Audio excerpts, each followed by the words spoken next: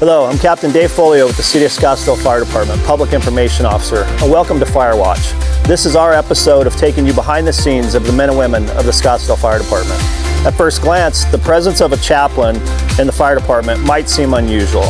Why would you be a religious figure to be involved in emergency responses? But when you look closer, the reasons become clear. In the Scottsdale Fire Department, our chaplains are not here to extinguish fires or perform rescues. Their mission is just as vital, to care for the emotional and spiritual well-being of our firefighters, our staff, and the people we serve. Chaplains provide quiet strength behind the scenes, offering comfort, guidance, and a listening ear during some of life's most challenging moments. I've been waiting for this moment for about 6 months now to have an interview with our chaplain from the Scottsdale Fire Department, Mark Yule. Welcome, Mark. Thanks for having us, and Absolutely. We appreciate the opportunity to look a little bit behind the curtains to what chaplains actually do and how we supply that quiet strength. I like the way you described that. Yeah, absolutely. Yep. You've brought some friends along. Let's introduce our new friends to the Scottsdale Fire Department. I think a lot of people will be seeing these individuals soon and probably using their services quite a bit. Yeah, we sure hope so. Let me give you just a little bit of background. Okay. I've been the chaplain for about the last 15 years Awesome. for the city of Scottsdale. And as we've continued to add more people onto our department, it's become drastically aware that I need some help. Yeah. We started with about 200. We've almost doubled that since I've been a chaplain. Yeah. So we want to provide that quiet strength and spiritual support to our members, and can't do that alone. So the chief has allowed us to go out, solicit for some support, and we've got three great men that I'd like to introduce right now. So I'll start over here with Evan Nichols. Tell us a little bit about yourself and really why you want to be a chaplain. Name's Evan Nichols. I moved here in 2020 from Los Angeles during the great COVID migration. Really became enamored with the city and started getting really involved in serving. Serve a lot at our church, and I would just been really happy to get an opportunity to be able to help others in the actual community outside of my church. Yeah, glad to have you on board, and you're going to add a lot to our membership. Ed Ho is got quite a bit of experience from the firefighting standpoint, so tell us a little bit about that and how you're drawn to this area of chaplaincy now. Sure. My name's Ed, and I moved here probably about the same time as Evan, July of 2020. And I live up in Cave Creek, kind of pretty close to Phoenix Station 49. And I lived there with my wife, Laura, and moved from Southern California, where I served on a fire department there for 32 years. And, that's my foundation, is I know how the firehouses operate, I know the culture, and I love it. I embrace, the opportunity to be of service to the men and women of Scottsdale Fire. Yeah, and we're really excited, again, that experience that you've got adds just so much credibility to the chaplain and the work that you're going to be doing. Our final member of our new chaplain team is Dwayne Sterner. Dwayne and I have known each other for about the last 6 months. And Dwayne, tell a little bit about how you got involved on the Phoenix side of things and the bridge over to Scottsdale. Sure, yeah. I'm Dwayne Sterner, and I have been blessed to attend a Bible study with Phoenix retired firefighters, and some still active, for the last 7 years. A friend of mine asked me to drive him when he couldn't drive, and so they asked me to stay on. And through that friendship and Bible study, I was given the opportunity to get trained through the Arizona State Chaplain Service. So I, raised my hand and said, you don't have to be a retired first responder. They said no. I said, I'm in. And so I got trained, it was a year ago this past April. And and I reached out to Mark and said, I could do stuff for Phoenix, but, I've lived in Scottsdale since '98, and what better place to serve the Scottsdale Fire Department, and really just serve those who serve the community on a daily basis. So I'm just elated that it's working out the way it is. Yeah. Glad to be a part of it. And collectively, we're just excited because we've got varied backgrounds, a former pastor, a business guy with a California background and some sordid stories, fire guy, business guy. But one of the common threads is that we really do care for our members. And that's what we want to do, is be able to care for them and to be able to be there for the times when they need some extra assistance. How many years have you been? You might have already just said that. How many years have you been? About 15. 15 years. Yeah. So, and you even take it upon yourself to, on the new recruits, you go out to the academies when they're initially starting, introduce yourself, and then I notice it when they actually get into a station, you go visit them too. Is that just you handing them their card, meeting them one-on-one, starting to build that relationship? Yeah. Chaplaincy is all about relationship. Yeah. And so one of the things I realized I needed to do right away is get a lot better with names and faces. Yeah. So devised a system to just go to a station, pull out the new guy or lady and say, hey, let's spend a little bit of time one-on-one so I get to know you a little bit, and vice versa, and just find out a little bit about them. A lot easier to talk behind closed doors, and protects, again, the confidentiality that you need to have with a chaplain. And it's just been a great system to try to meet all the new folks coming on and get to know their story a little bit better, and then help them know us a little bit better as well. I've seen you pulling into 13 a couple times. You can see you coming down the driveway. And I'm like, oh no, what'd I do? He's here to talk to me. He's going to hold me accountable. It's like getting called into the principal's office. Oh no, the chaplain's So here. I sat last night and I was just making some notes, but just so everybody understands out in the world, and internal customer, external customer is going to see this. A fire chaplain does not preach or promote any particular belief system. Instead, they serve everyone, regardless of faith or background, with compassion and confidentiality, like you were saying. The role is present in times of crisis. They navigate the emotional aftermath of trauma, loss, tragedy, that, just all too familiar in the fire service. It is a messy world right now out there. Firefighters go through things. We just had a drowning a couple days ago, a little 3-year-old.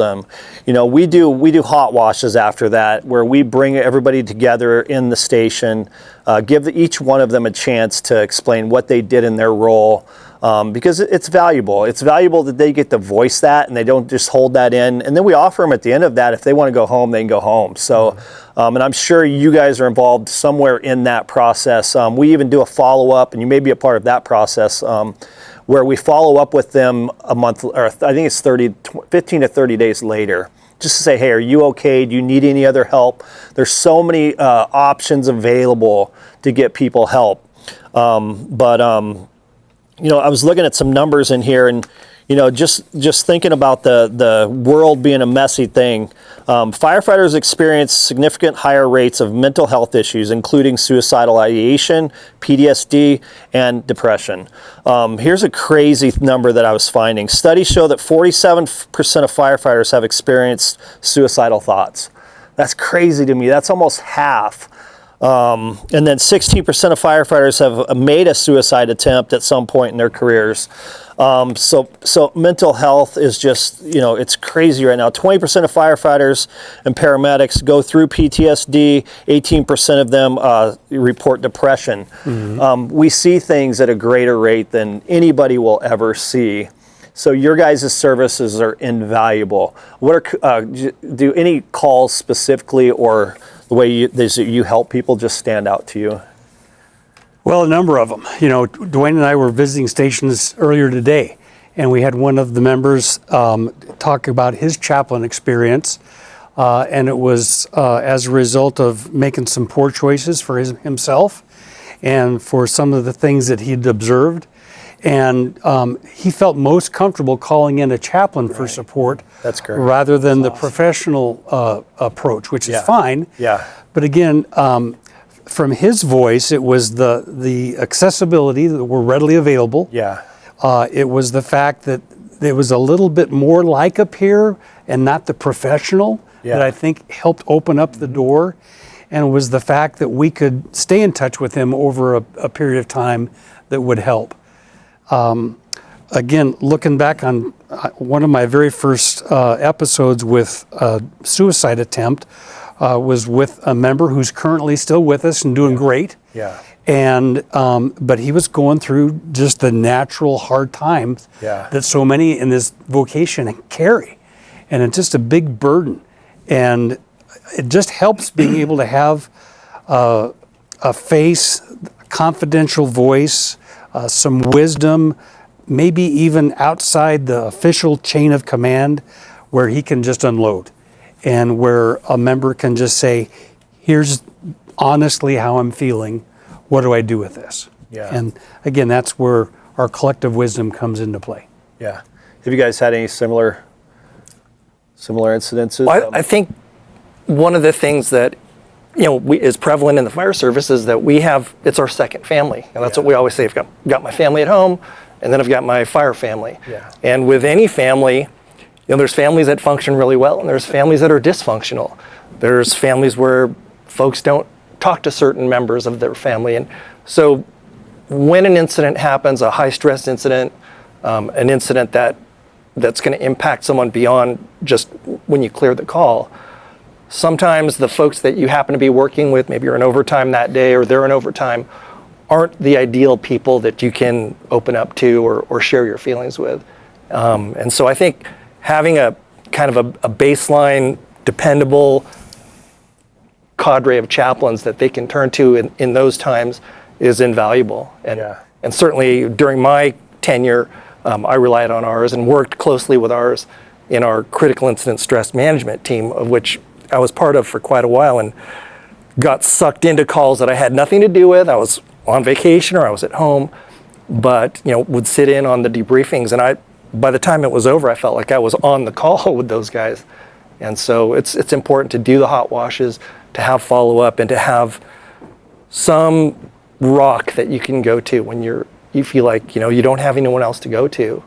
And that's kind of our mission and our faith is, there's someone that can help. If you are in need and you need to reach out, and maybe the folks that are on duty today aren't the ones, we're there for you. Yeah. I think, excuse me, real quick. I think I was encouraged this morning, Mark, when we visited one of the stations, that two of the new guys, one guy happened to know, I happened to be at his graduation, excuse me, and the bond that they had made, which they talked about being a rookie, if you will, and going around individually to Firehouse, and the difference it made between them to have a bond to kind of share some of that experience. And so I was encouraged by that, and I was encouraged by this one guy that's a new fireman as well, sharing some very personal things. Yeah. I was moved by that, but I always look at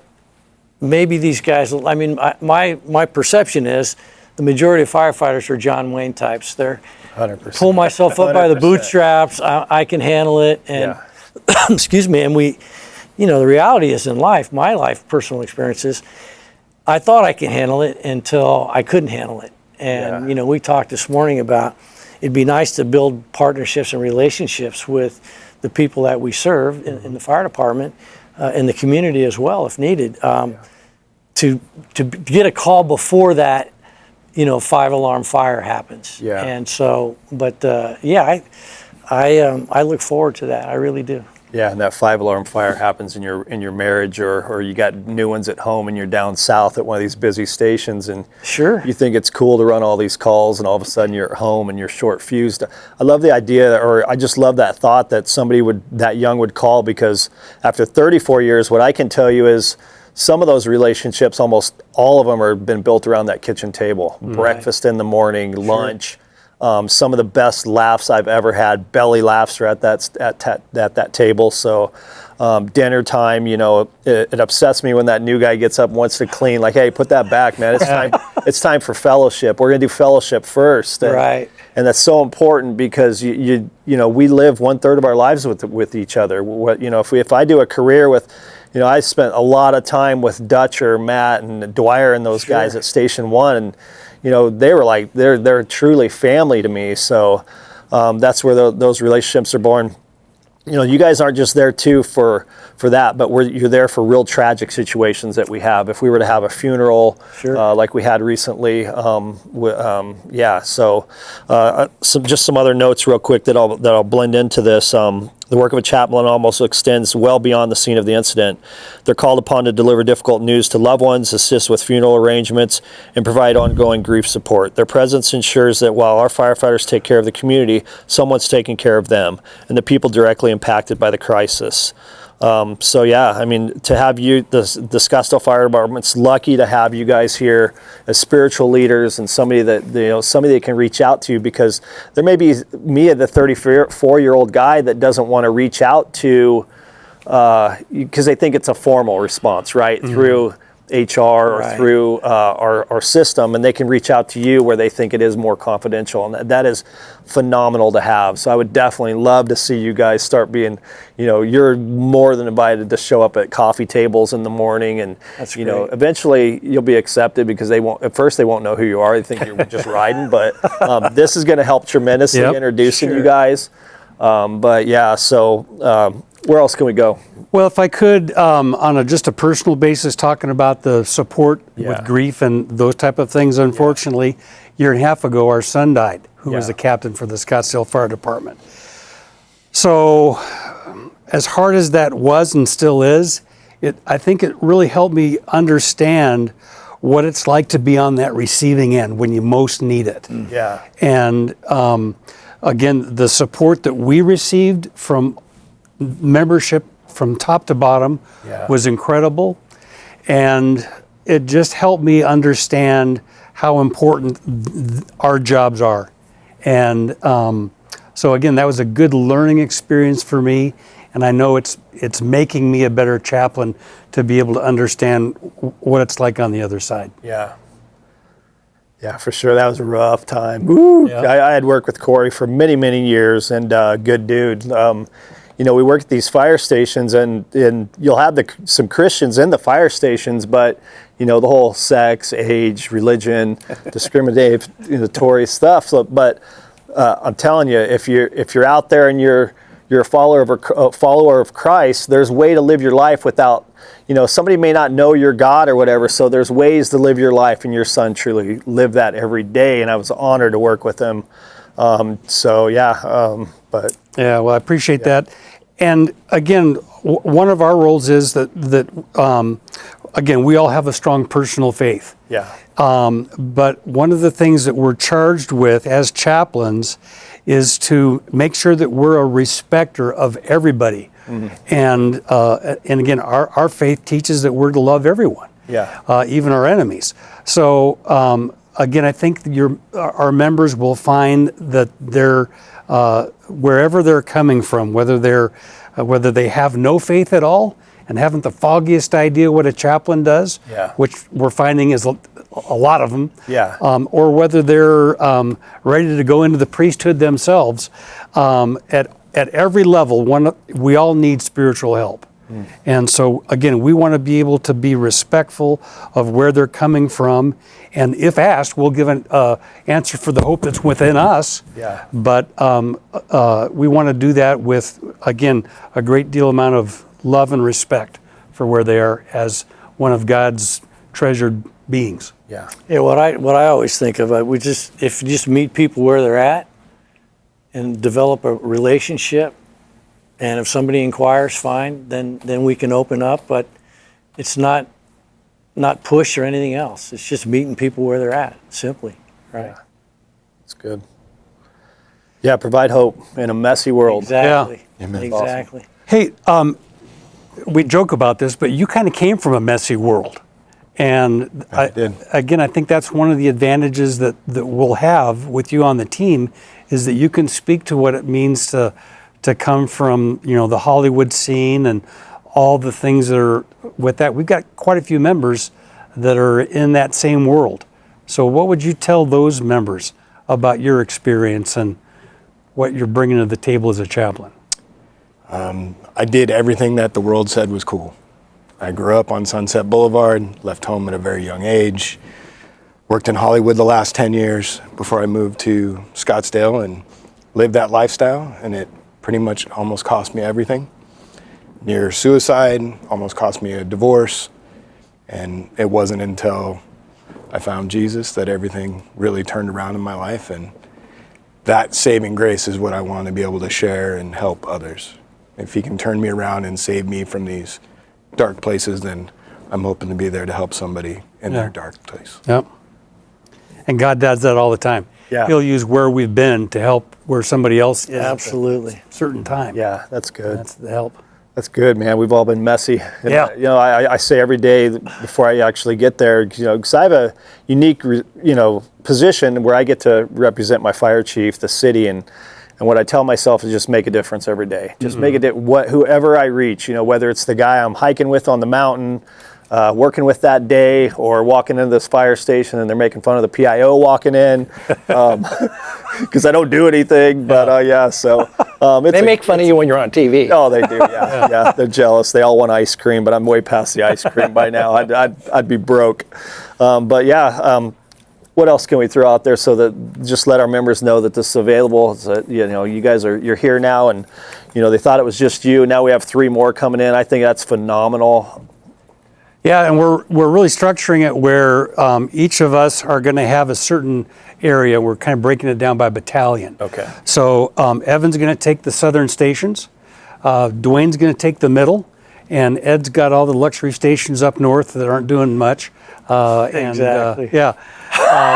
And then I'm going to rotate. I told him he's Already started. He's got the high end, man. Yeah. So anyway, I think what that will allow us to do is, again, it's been said that team takes time.